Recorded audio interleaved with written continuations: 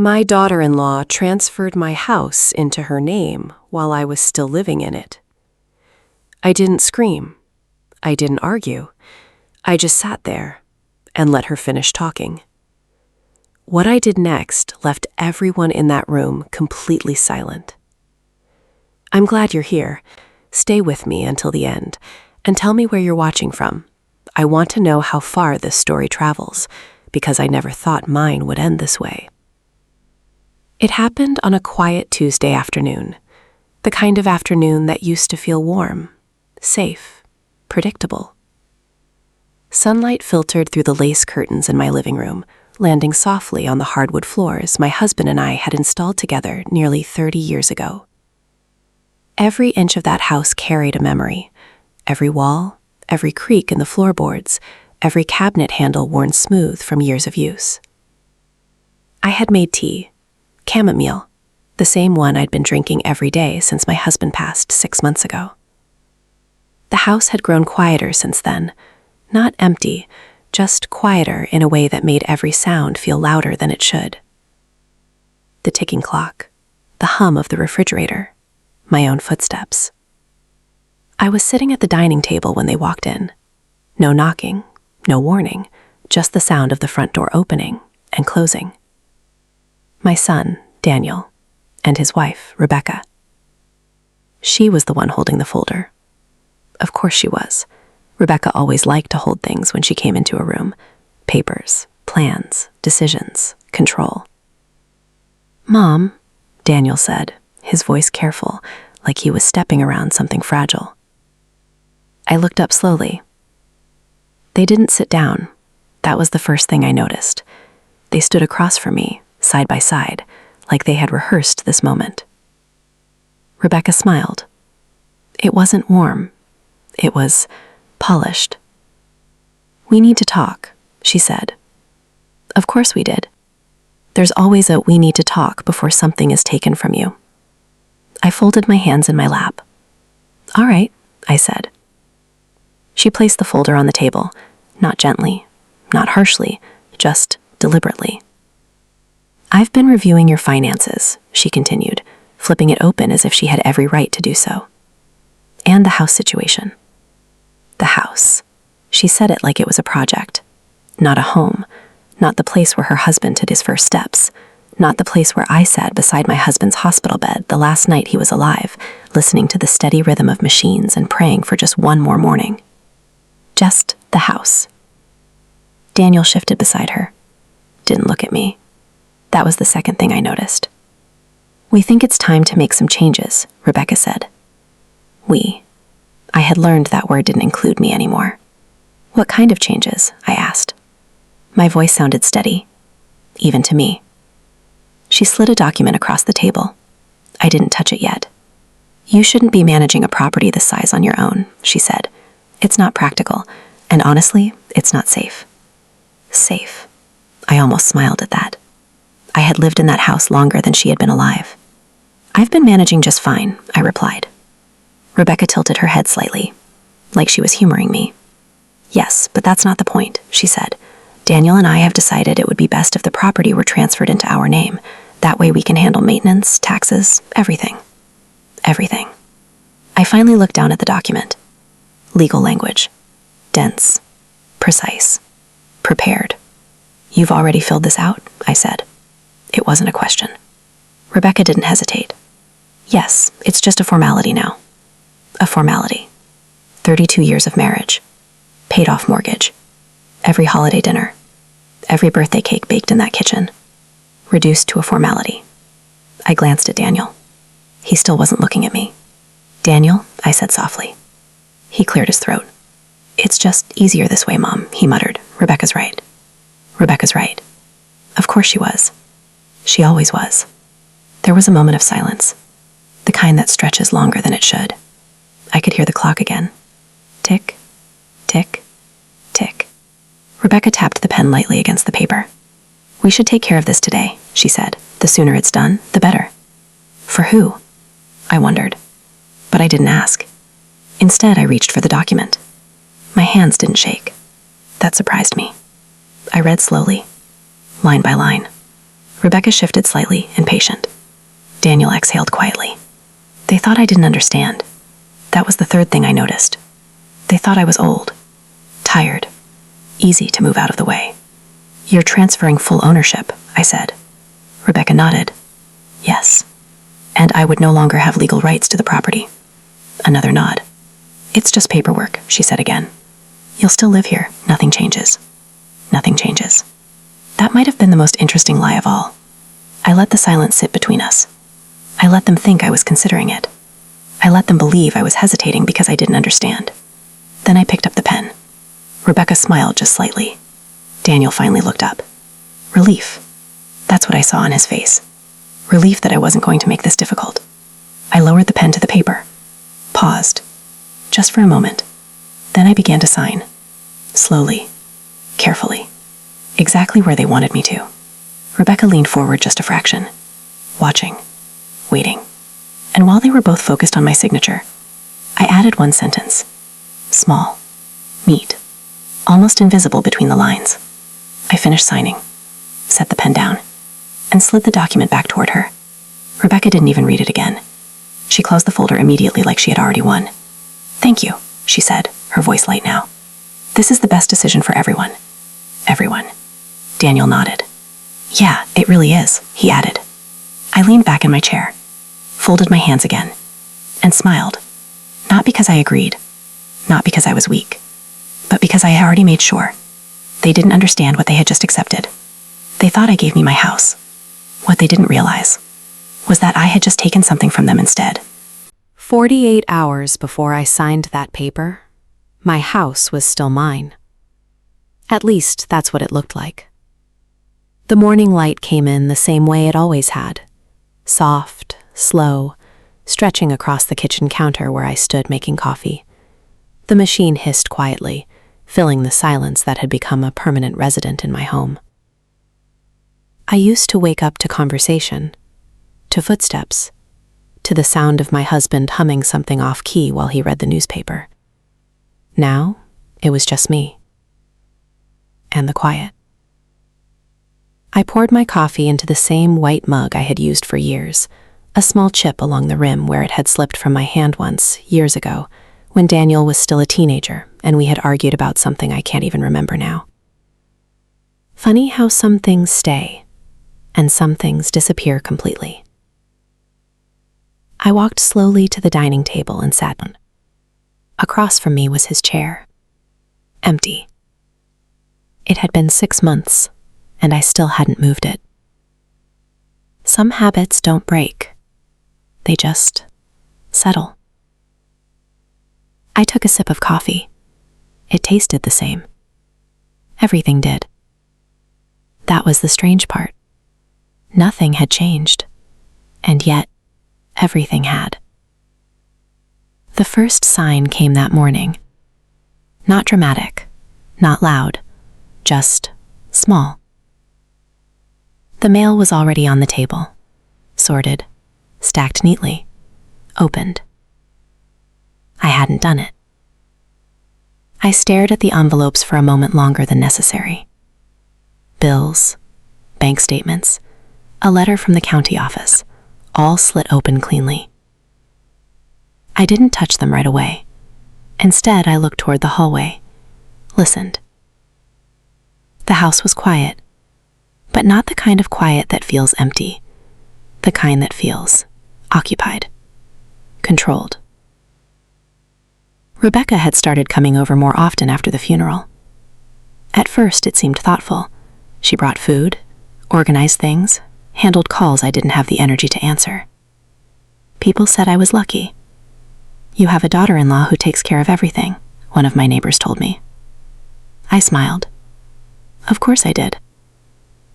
But slowly, I noticed the shifts. Small things. Easy to dismiss if you weren't paying attention. She began answering questions that weren't directed at her. She spoke for Daniel. She spoke for me. She spoke for the house.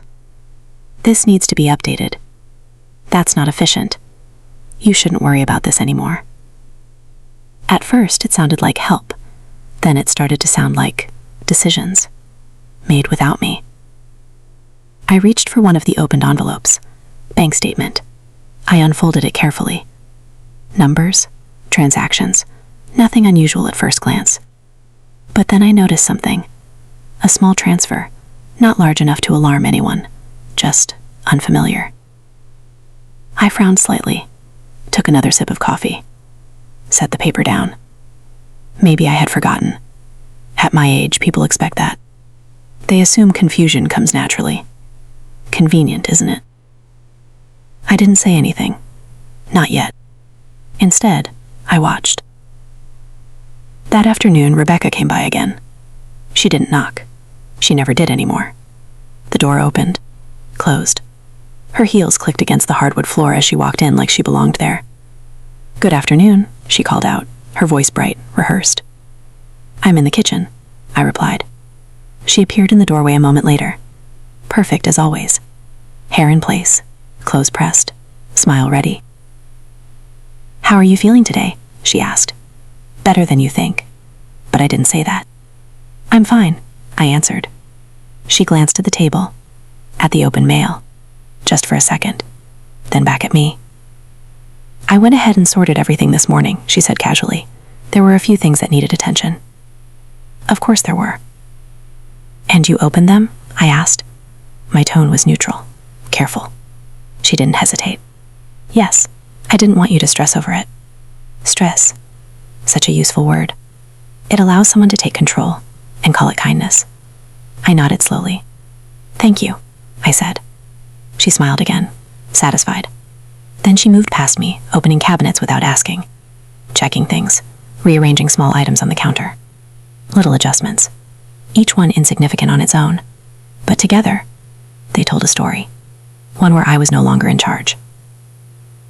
"Daniel will be stopping by later," she said. "We need to go over a few things." We. Always we. "What things?" I asked. She paused, just for a second, then turned back to me. "Just planning ahead," she said. "Making sure everything is taken care of." Taken care of. Another phrase that sounds gentle, until it isn't. I watched her for a moment. Really watched her. The way she moved through my kitchen. The way she touched things. Not like a guest. Not even like family. Like an owner.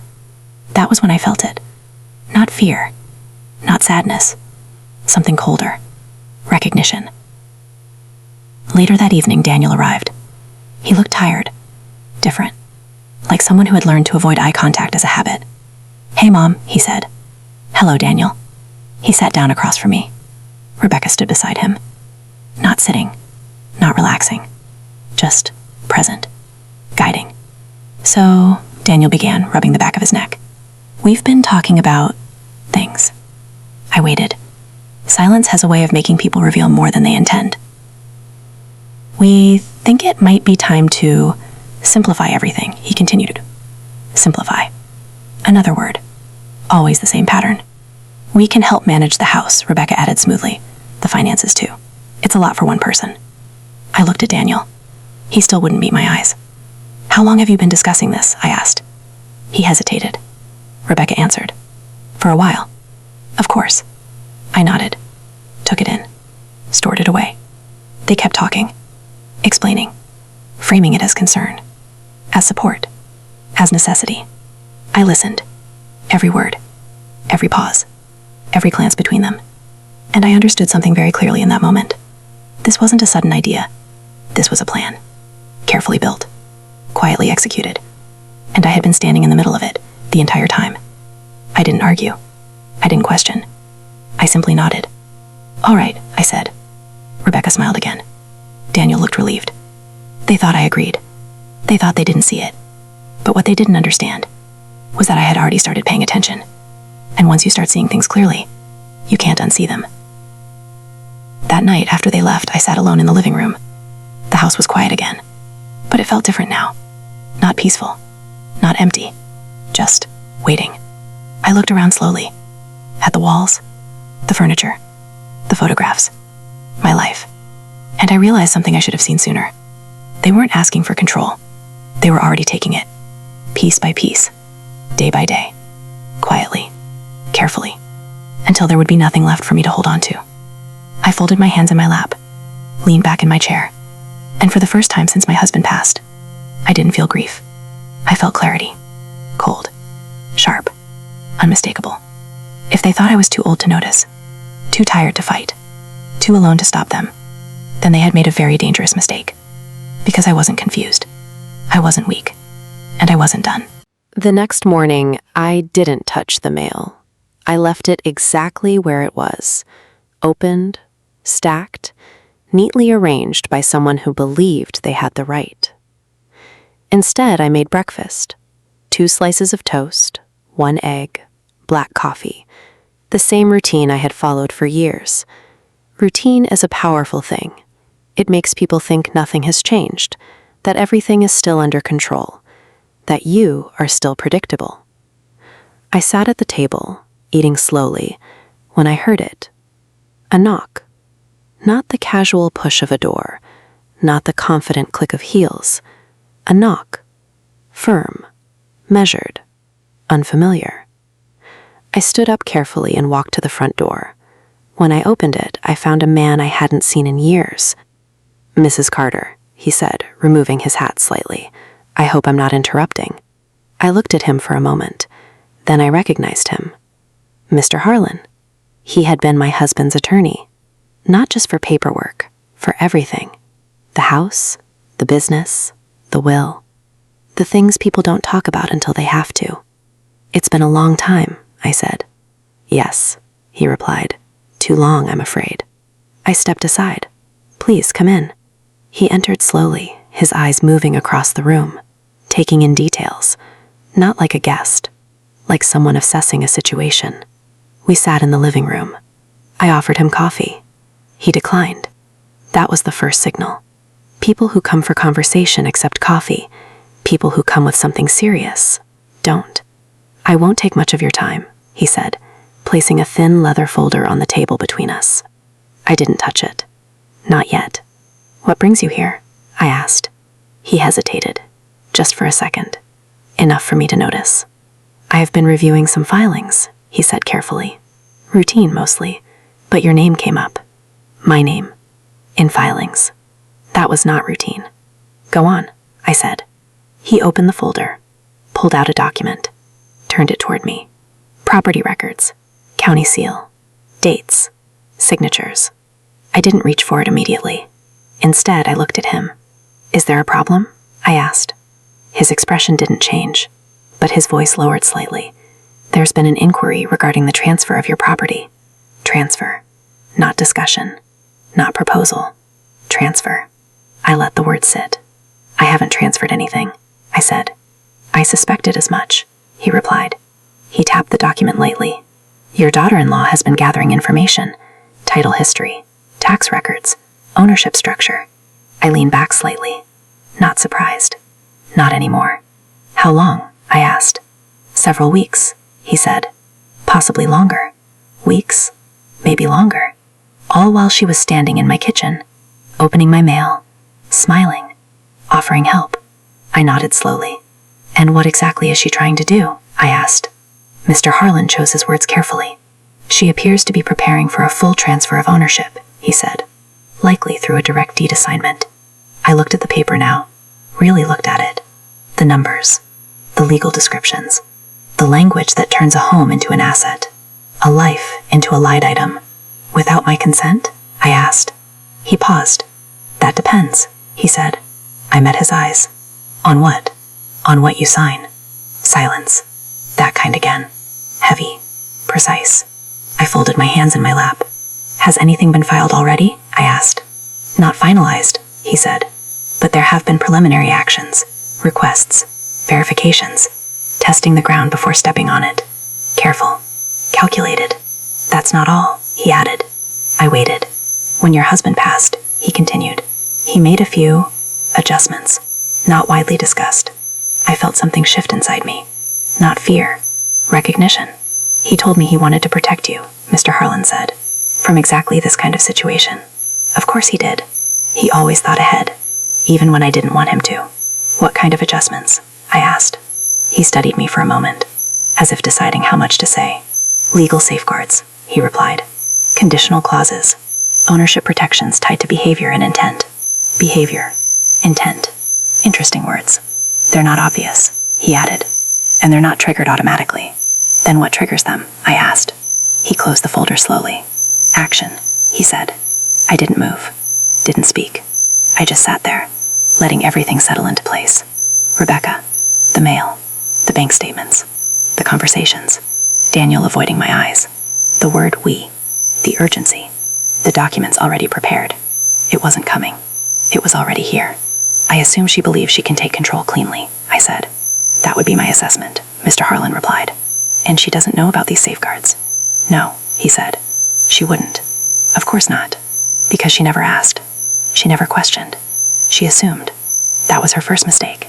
I looked at the folder again, then back at him. What would you advise? I asked. He leaned forward slightly. Do nothing, for now, he said. I almost smiled. Let them proceed, he continued. Let them believe everything is working in their favor. And then, I asked. His eyes held mine. Then we respond, he said quietly. Respond. Not react. Not fight. Respond. There's a difference. A very important one. I nodded once. That makes sense, I said. He studied me for a moment longer. You're taking this very calmly, he noted. I tilted my head slightly. Should I be doing something else? I asked. He didn't answer immediately. Then finally, no, he said. No, I suppose not. We sat in silence for a few seconds. Then he stood. I'll be available, if anything changes. Thank you, I replied. He paused at the door. One more thing, he added. I waited. If they bring documents for you to sign, read everything, he said. I met his gaze. I always do. He nodded. Then he left. The door closed. The house returned to silence. But it wasn't the same silence as before. This one had shape, direction, purpose. I walked back to the dining table, looked at the opened mail again, then at the chair across me. Empty. Still. But somehow, less lonely. Because now I understood something clearly. This wasn't about losing control. This was about letting them think they had it. I picked up the bank statement again, ran my finger over the numbers, the small transfer, the detail I had noticed before. It wasn't random. It was a test. Everything had been a test. To see what I would notice, what I would question, what I would ignore.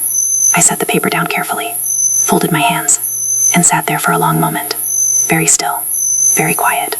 Because now, I wasn't waiting anymore. I was watching, and that changes everything. That afternoon, I didn't call anyone. I didn't confront Rebecca. I didn't ask Daniel a single question. Instead, I walked through my own house, slowly, room by room, not as someone who lived there, but as someone seeing it clearly for the first time. The living room came first. Everything looked the same beige sofa, the same framed photographs, the same lamp in the corner that flickered once before settling into a steady glow.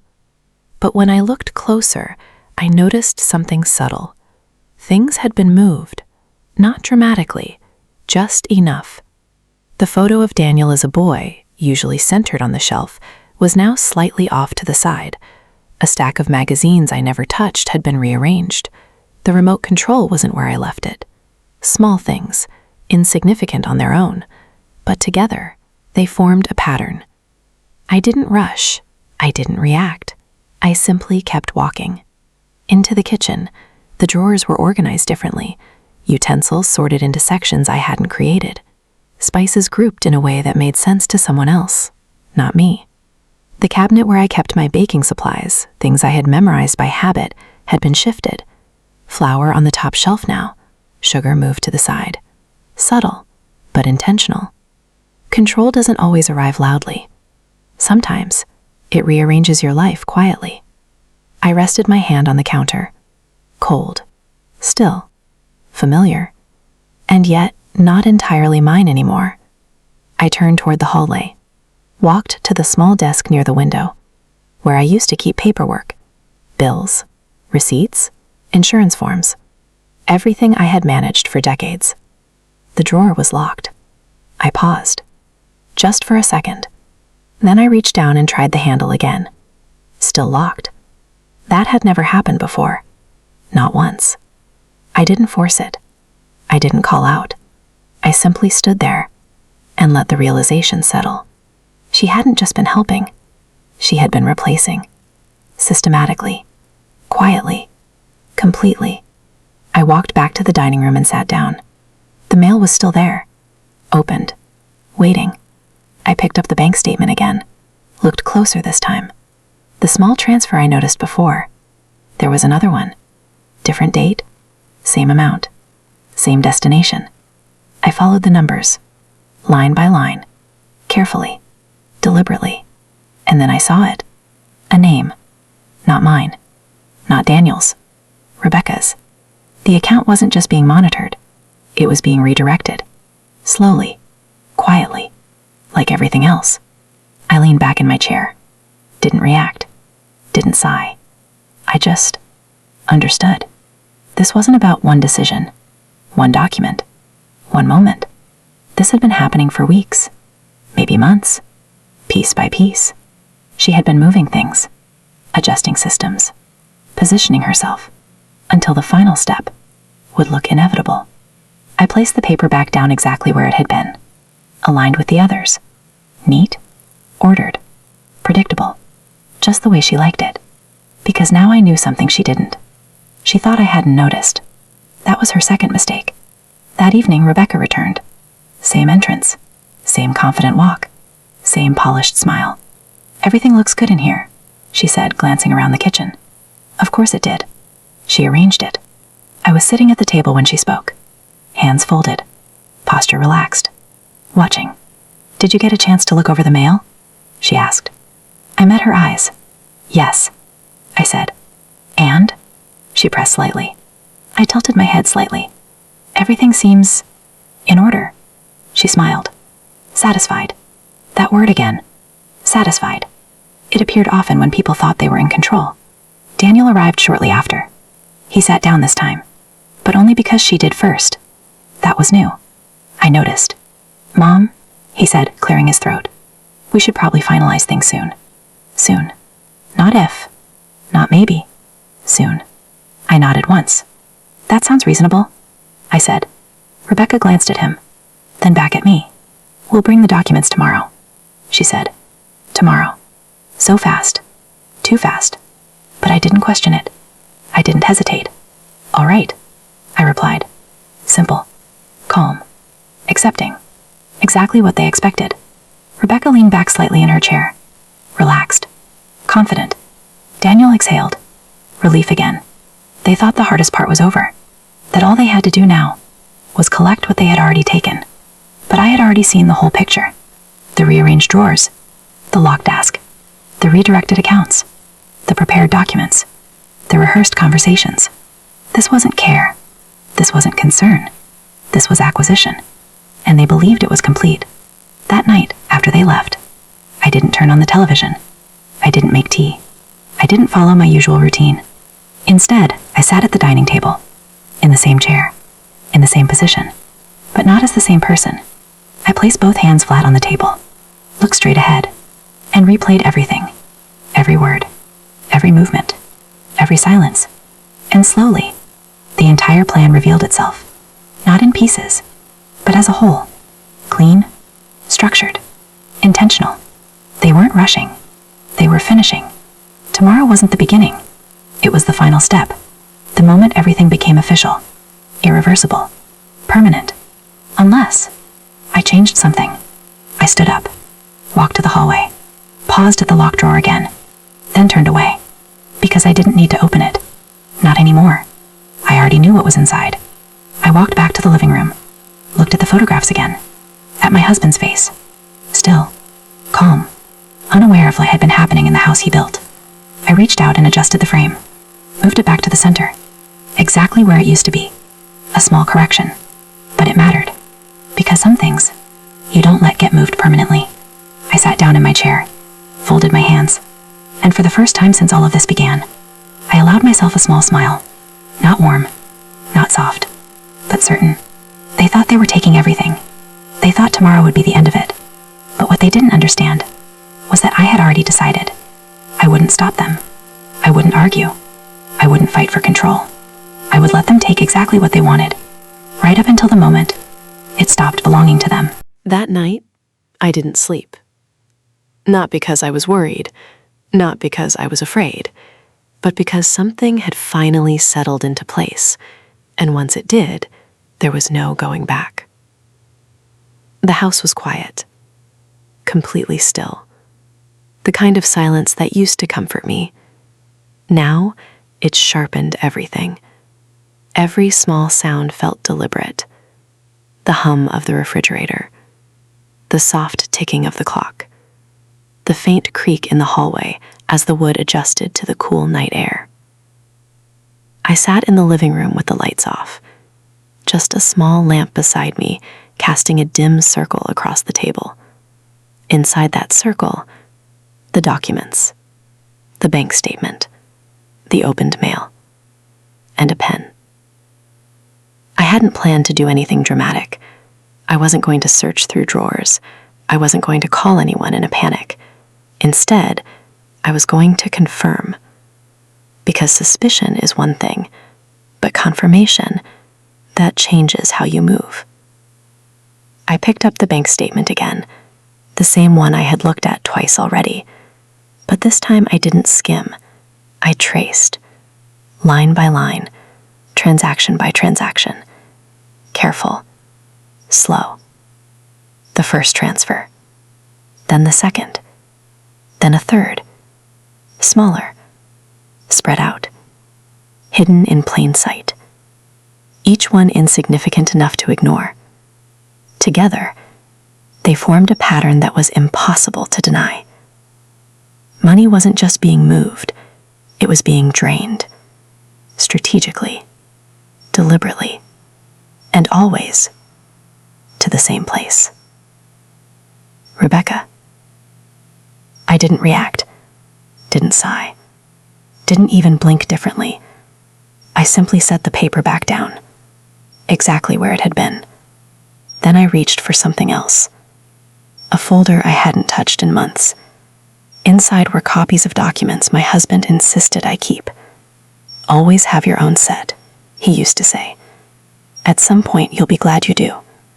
I never thought that point would come like this. I opened it. The paper felt familiar, comforting even, because it hadn't been touched, hadn't been rearranged, hadn't been managed. I pulled out the original property deed, ran my fingers lightly over the embossed seal. The signature, his signature, still strong, still certain. I compared it to the document Mr. Harlan had shown me earlier. Not directly, not side by side, but in memory, structure, language, format. And then I saw it, not on paper, but in understanding. She wasn't forging anything. She didn't need to.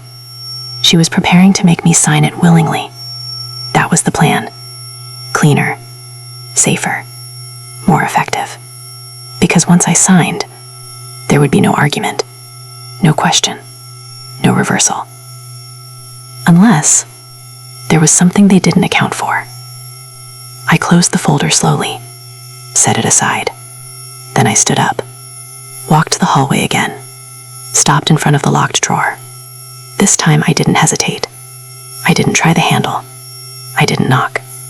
Instead, I turned, went to the kitchen, opened a cabinet, reached to the back, and took out a small metal box. Old, worn, something Rebecca had never touched, because it didn't look important. Inside was a spare key. I returned to the desk, unlocked the drawer, opened it. Inside, everything was organized. Not mine, hers. Folders labeled in clean handwriting, tabs, sections, a system I hadn't created. I scanned quickly, not searching, confirming. Property tax records, insurance documents, copies of identification, bank correspondence. And then, there it was, a draft, the deed, prepared, completed, ready.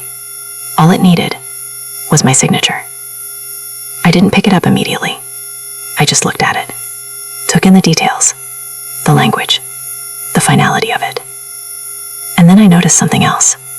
A second page, attached, Smaller. Less obvious. A clause. Standard language. Nothing unusual at first glance. But I read it anyway. Because now, I read everything. Carefully. Deliberately. And when I finished, I understood something important. She had been thorough. Very thorough. But not careful enough. There were gaps. Small ones. Subtle. The kind you only notice if you know where to look. Or if someone has shown you. Mr. Harlan's words echoed quietly in my mind. Conditional clauses. Ownership protections tied to behavior and intent. Not obvious. Not automatic. Triggered by action. I folded the document back exactly as I found it. Placed it in the same position. Aligned with the others. Closed the drawer. Locked it. And returned the key to the box. Everything back where it belonged. Nothing disturbed. Nothing obvious. Because this wasn't the moment to act. This was the moment to understand. I went back to the living room. Sat down. Folded my hands. And stared at nothing for a long time. Because now there was no doubt. No confusion. No uncertainty. They weren't planning to take control. They already had. Everything except the final step. And tomorrow, they would expect me to give it to them. Freely. Willingly. Without resistance. I leaned back in my chair. Closed my eyes briefly. Then opened them again. Calm. Steady. Clear. I didn't feel angry. That surprised me. I didn't feel hurt. That surprised me more. What I felt was precise. Like everything had shifted into alignment. Because once the truth is clear, you stop reacting to it. You start using it. I reached for the pen on the table, turned it slowly between my fingers, thought about the document, the signature, the moment they believed would define everything. And I realized something very simple. They needed my signature. That was their final move. But a signature isn't just a name. It's control, direction, intention. And if they believed I was going to sign exactly what they put in front of me, then they hadn't been paying attention. I set the pen back down, carefully, exactly where it had been. Then I stood, turned off the lamp, and let the room fall into darkness. Tomorrow, I would sit at that table again. They would bring the documents. They would smile. They would explain. They would guide my hand toward the paper. And I would let them. Because sometimes, the only way to stop someone from taking everything is to let them believe they already have.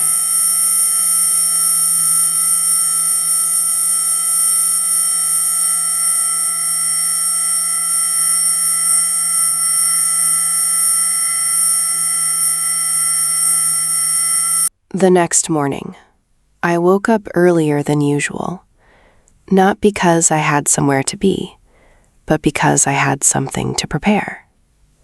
The house was still dark when I stepped into the kitchen. No lights, no noise, just the faint blue glow of dawn pushing through the windows. I didn't turn anything on. I didn't make coffee right away. Instead, I stood there for a moment, letting the silence settle around me, because this would be the last morning things looked this way. Not because I was losing anything, but because today I would let them believe I had. I moved slowly, deliberately. Everything I did had to feel normal, routine, predictable. I made coffee, 2 cups, one for me, one placed on the counter, untouched. A habit I had never broken. Even now, especially now, I set the table. Not for guests, not for a meeting, just the way I always had. Because people notice changes. And today, I needed them to see nothing. By the time Rebecca arrived, everything was in place. She didn't knock. Of course she didn't. The door opened, closed. Her heels echoed through the hallway. Sharp, confident, certain. "Good morning," she called out. "I'm in the kitchen," I replied. My voice sounded exactly the same. That mattered. She stepped into the room already smiling, folder in hand. The same one, or one just like it. Prepared. Complete. Final. Daniel will be here in a few minutes, she said. I nodded. Of course. She glanced at the table, at the coffee, at the arrangement. Everything in order. Exactly how she liked it. She relaxed slightly. That was the first sign. Control makes people comfortable, and comfort makes them careless. She placed the folder on the table, not opening it yet, not rushing, because in her mind, there was no risk, no resistance, no possibility of failure. How are you feeling today? She asked. Better than you think. But I didn't say that. I'm all right, I answered. She studied me for a moment, looking for hesitation, for doubt, for anything that might slow things down. She didn't find it. That was intentional. Daniel arrived shortly after. He looked the same as the night before. Tired, avoiding eye contact, following her lead without realizing it. Morning, Mom, he said. Good morning, Daniel. He sat down. Rebecca sat beside him. I sat across from them. The same positions as before. But this time, everything was different. Because now, I knew exactly what they were doing.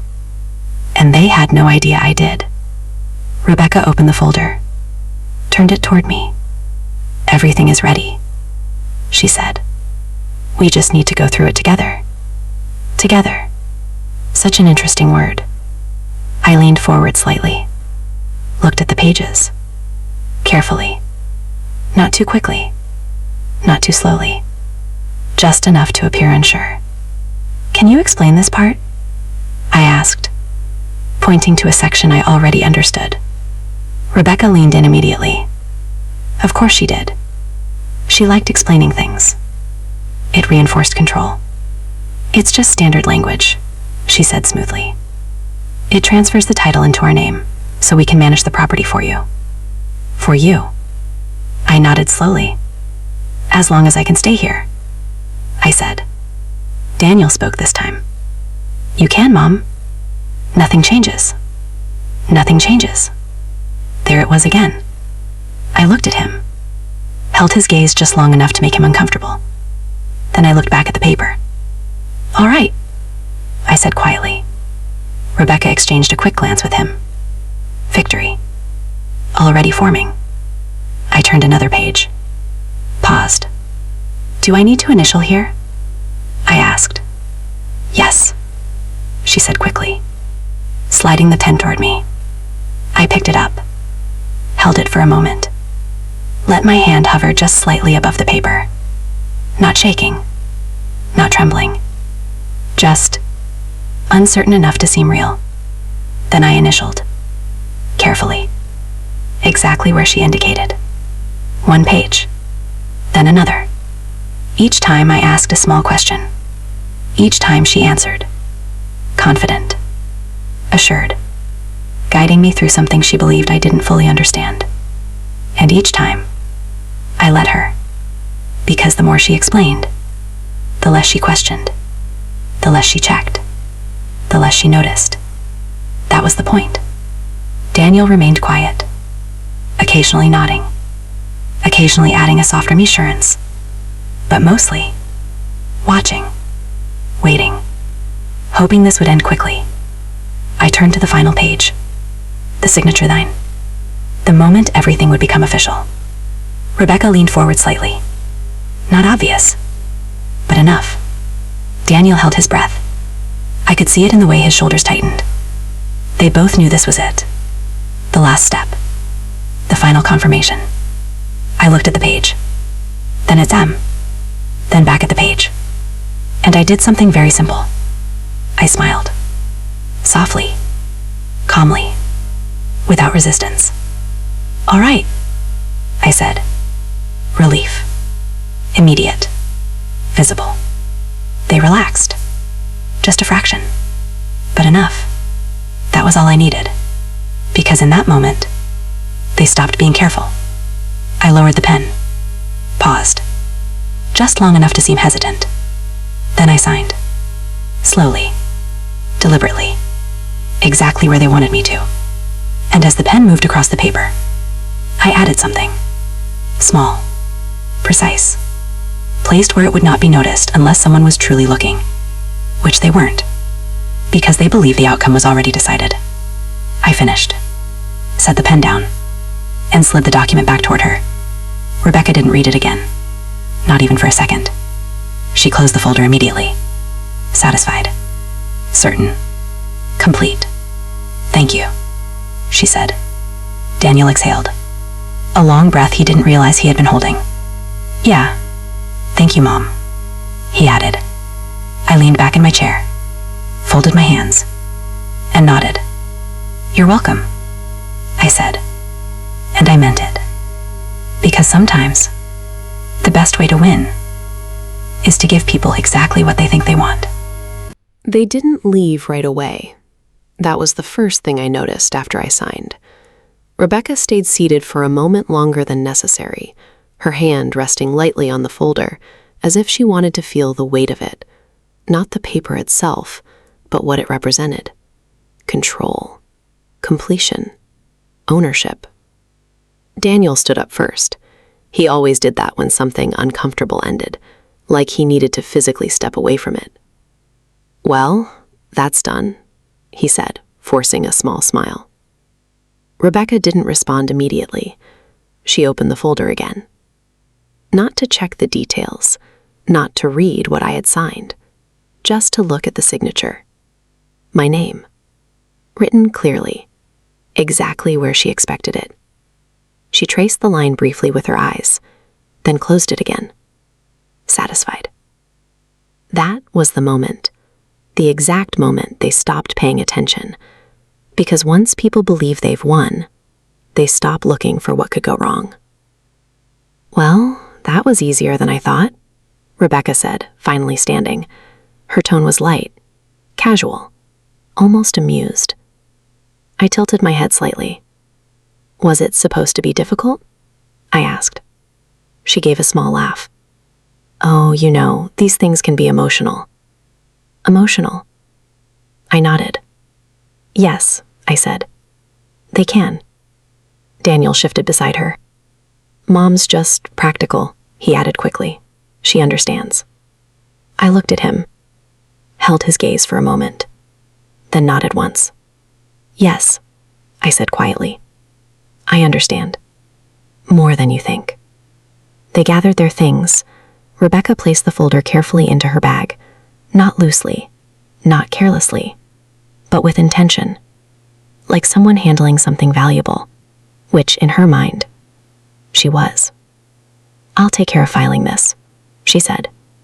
Of course she would. That had always been the plan. I'm sure you will, I replied. She smiled again, that same polished expression, but this time, there was something else behind it. Relief, confidence, finality. Daniel moved toward the door. Let me know if you need anything, okay? He said. I almost smiled at that. Need. Such an interesting word. I will, I said. They walked out together. The door opened, closed, and just like that, the house was quiet again. But not the same quiet. This one felt different. Not empty, not heavy, just settled. I remained seated at the table for a few moments, hands folded, eyes on the space where the folder had been. Then I stood up, walked slowly to the kitchen, poured myself another cup of coffee. The same mug, the same chipped edge, the same familiar weight in my hand. Routine, still intact. That mattered. I took a sip. Warm, steady. Then I set the mug down and walked to the living room. The sunlight had shifted slightly, casting longer shadows now. Time moving forward. Exactly as expected. I sat in my chair, looked around, at the walls, The photographs, the furniture, nothing had changed. And yet, everything had. Because now, the document was signed. The transfer was in motion, and Rebecca believed it was complete. But she hadn't read it again. Not after I signed. Not after I added that one line. That was her third mistake. I leaned back slightly, closed my eyes for a brief moment, and replayed it. The movement of the pen, the placement of the words. Careful, precise, positioned where it would blend seamlessly into the structure of the document. Not obvious, not disruptive, but legally binding. Because words matter. Placement matters even more. And intention, that's what gives them power. I opened my eyes again. Calm, steady, certain. She would take the document to her lawyer. They would review it, process it, file it.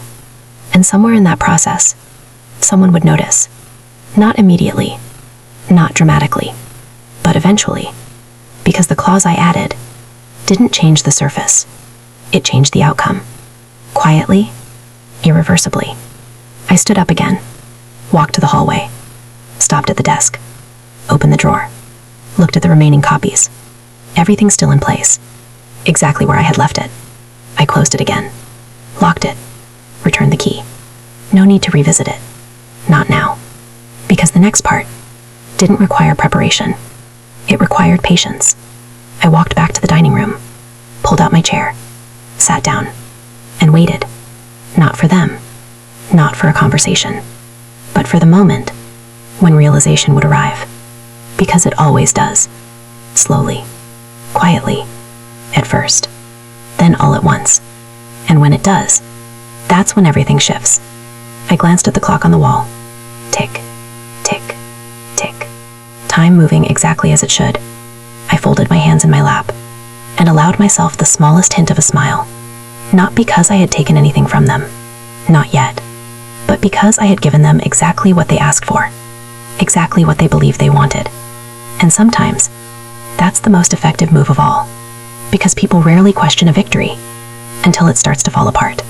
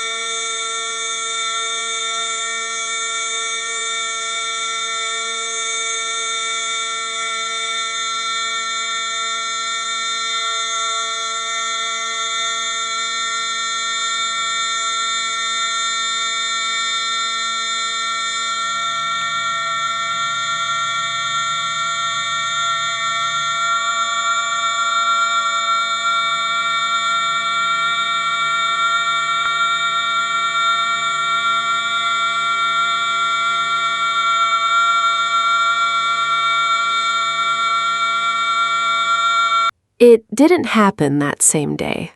Of course it didn't. Things like this never collapse immediately.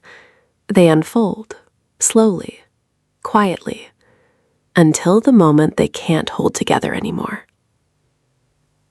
2 days passed. Nothing changed on the surface. Rebecca didn't call. Daniel didn't visit. The house remained exactly as it had been. Still, ordered, unbothered. If someone had walked in, they would have seen nothing unusual. But I wasn't waiting for noise. I was waiting for movement. And on the third morning, it came. The phone rang just after 9 a.m. Not my phone, the house phone, the one Rebecca insisted I keep for emergencies. I let it ring once, twice, 3 times. Then I stood up and answered. Hello? There was a pause on the other end, then a voice, measured, professional. Mrs. Carter? Yes? This is Mr. Harland. Of course it was. I was wondering when you'd call, I said.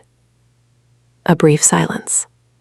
Then, quietly, so you've already signed it. Not a question, a confirmation. Yes, I replied. Another pause. Longer this time. Did you read it? He asked. I did. And? I walked slowly to the window, looked out at the front yard. Everything exactly where it should be. I added something, I said. The silence that followed was different. Not confusion, not concern, recognition. I see, he said. No, I replied softly. You don't. Not yet. A faint exhale came through the line. They've already submitted it, he said. Rebecca brought it in yesterday. Of course she did. Efficient, confident, certain. And? I asked. They didn't notice, he said. I allowed myself the smallest smile. I didn't expect them to. Another pause. Then his voice shifted slightly, more focused. What exactly did you add? He asked. I didn't answer immediately. Instead, I turned away from the window, walked back toward the dining table, sat down, folded my hands. Something your office is about to read very carefully, I said. Silence again. But this time, there was something underneath it. Understanding. I'll call you back, he said. Take your time, I replied. I hung up the phone, set it down gently, and returned to my seat. Then I waited. Not long, because once something enters the legal system, it doesn't stay quiet for very long. 40 minutes later, the phone rang again. I answered on the second ring. Mrs. Carter. His voice was different now. Not calm, not neutral. Sharp, alert. Yes? We've reviewed the document, he said. I didn't respond. I let him continue. There's a clause, he added. Yes? It's embedded in the transfer section, he said. Not obvious unless you're looking for it. I know. Another pause. Then, you tied the ownership to conditional occupancy and behavioral conduct. I leaned back slightly. Yes? Silence. Then a quiet, almost disbelieving breath. Which means, he began.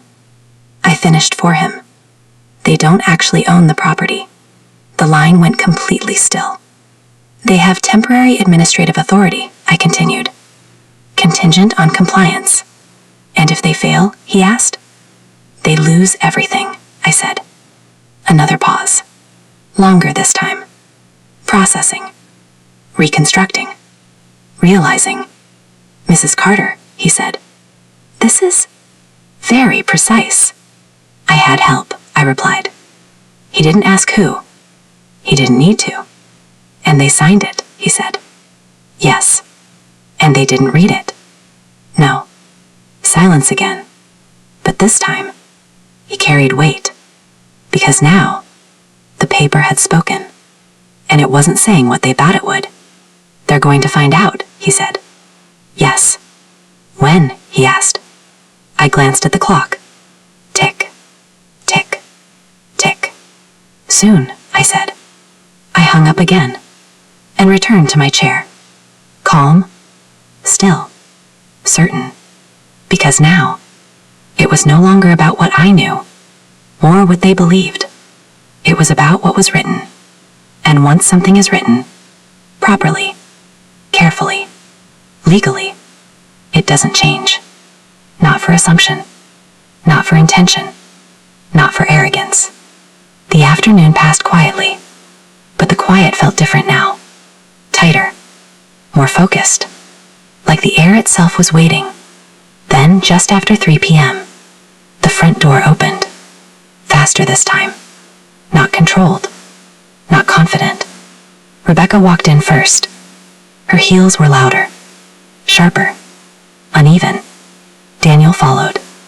And for the first time, he wasn't avoiding anything. He was looking straight ahead. At me. I didn't stand. I didn't speak. I simply sat there, hands folded, exactly where they had left me. Rebecca stopped in the middle of the room, the folder in her hand again.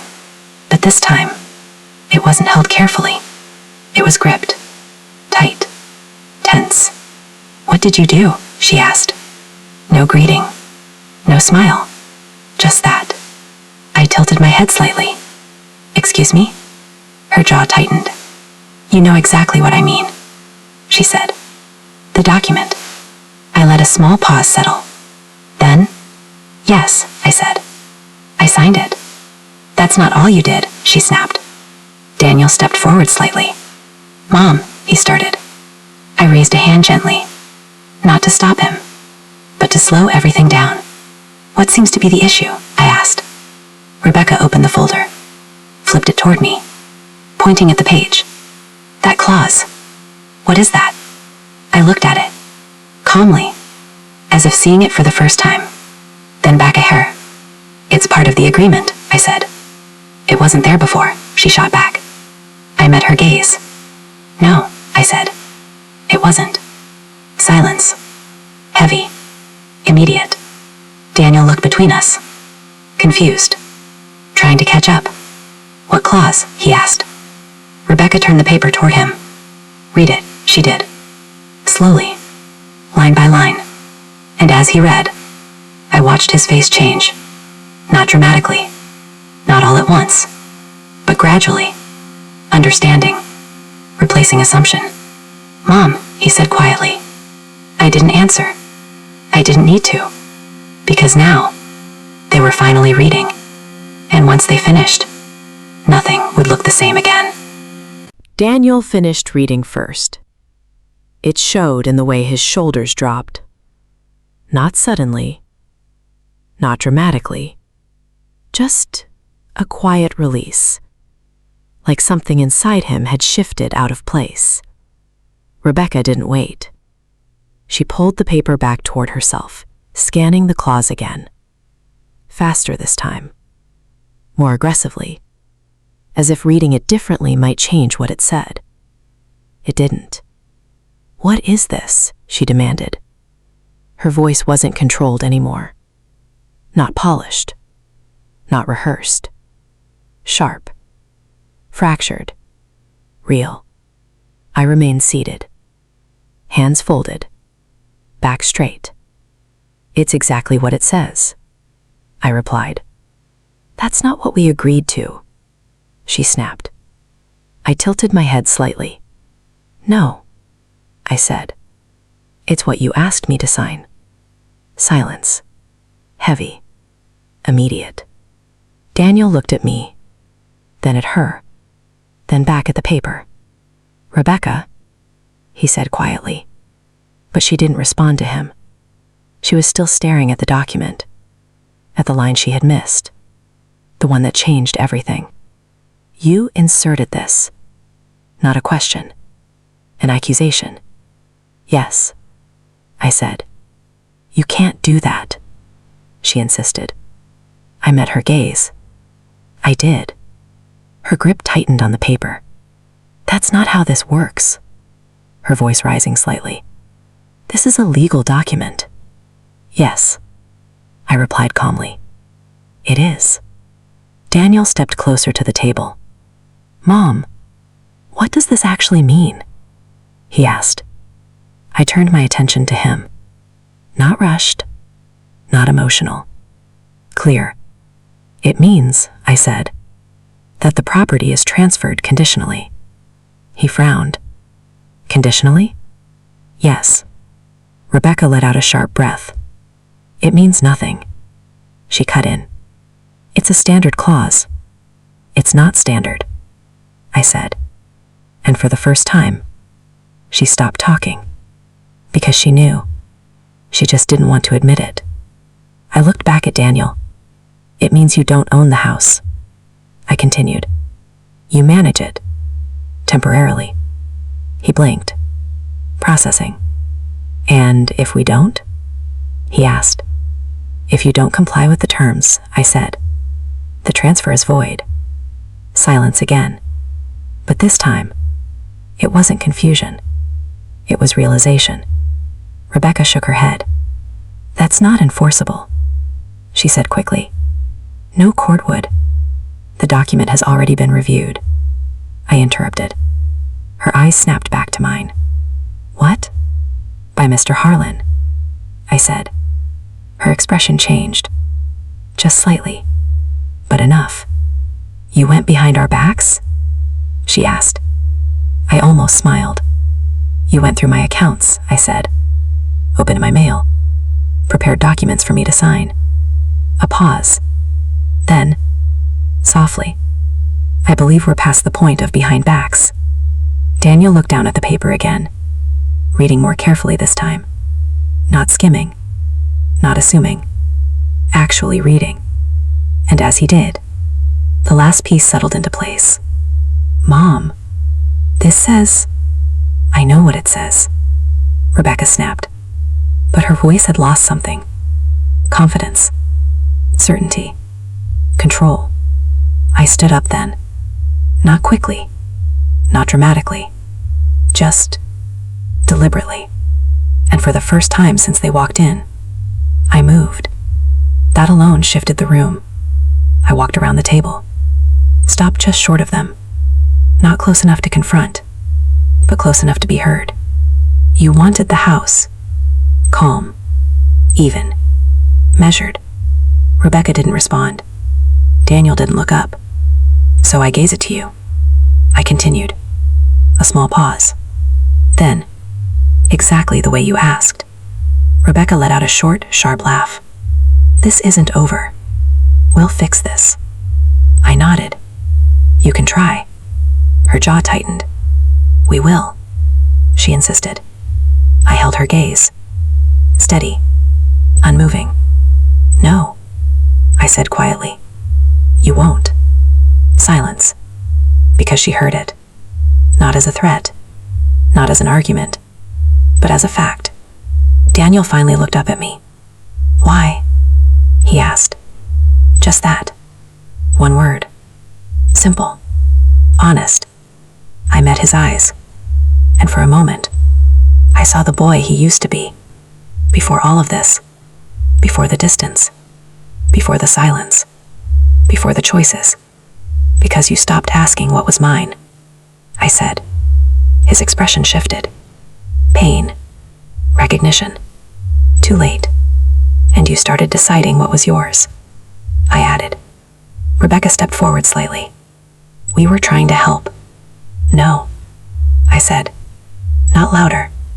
Not sharper. Just final. You were taking control. Silence. The kind that doesn't break easily. The kind that settles. Heavy. Permanent. I stepped back. Not retreating. Just creating space. Everything you needed was already in that house, I said. You just didn't see it. Rebecca shook her head again. We'll have our lawyer. You already did, I replied. That stopped her. Completely. Because she knew. They had, and they hadn't read it. Not properly, not carefully, not completely. And now, it was too late. Daniel looked down at the paper one last time. Then slowly, he set it on the table. Not thrown, not dropped, placed, carefully, like something fragile, or something dangerous. I didn't know.